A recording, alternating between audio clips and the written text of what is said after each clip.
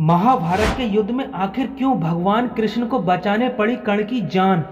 पुराणों में अक्सर ऐसा पढ़ने में आता है कि महाभारत के युद्ध में अर्जुन के रथ पर बैठे हनुमान जी कभी कभी खड़े होकर कौरवों की सेना की ओर घूरकर देखते थे, तो उस समय कौरवों की सेना तूफान की गति से युद्ध भूमि को छोड़कर भाग जाती थी। हनुमान जी की दृष्टि का सामना करने का साहस किसी में नहीं था। यहाँ तक कि उनकी दृष्टि एक बार कौरवों की ओर से लड़ रहे कर्ण पर भी पड़ गई थी। वो तो भगवान श्री कृष्ण थे जो कर्ण को बचा लिया, वरना वह कब के खत्म हो जाते। आइए जानते हैं पूरा ये प्रसंग। एक प्रसंग में बताया गया है कि जब कर्ण और अर्जुन के बीच युद्ध चल रहा था, कर्ण अर्जुन पर भयंकर बाणों की वर्षा कर रहे थे।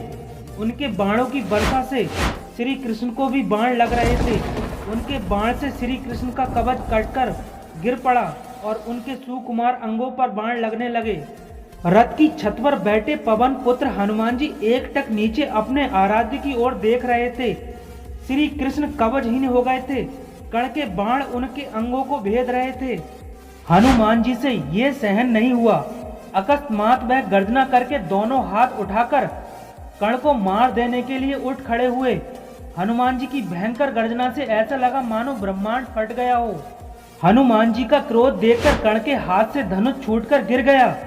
भगवान श्री कृष्ण ने तत्काल उठकर अपना दायां हाथ उठाया और हनुमान जी को स्पर्श करके सावधान किया और बोले, तुम्हारे क्रोध करने का समय नहीं है। श्री कृष्ण के स्पर्श से हनुमान जी तो रुक गए, किंतु उनकी पूंछ खड़ी होकर आकाश में हिल रही थी। उनके दोनों हाथों की मुट्ठी बंद थी। उनकी आंखों में मानो आग भरी हो।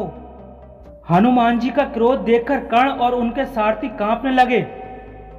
हनुमान जी का क्रोध शांत न होते देखकर श्री कृष्ण ने कड़े स्वर में कहा, हनुमान मेरी ओर देखो। अगर तुम इस प्रकार कर्ण की ओर कुछ क्षण और देखोगे तो कर्ण तुम्हारी दृष्टि से ही मर जाएगा।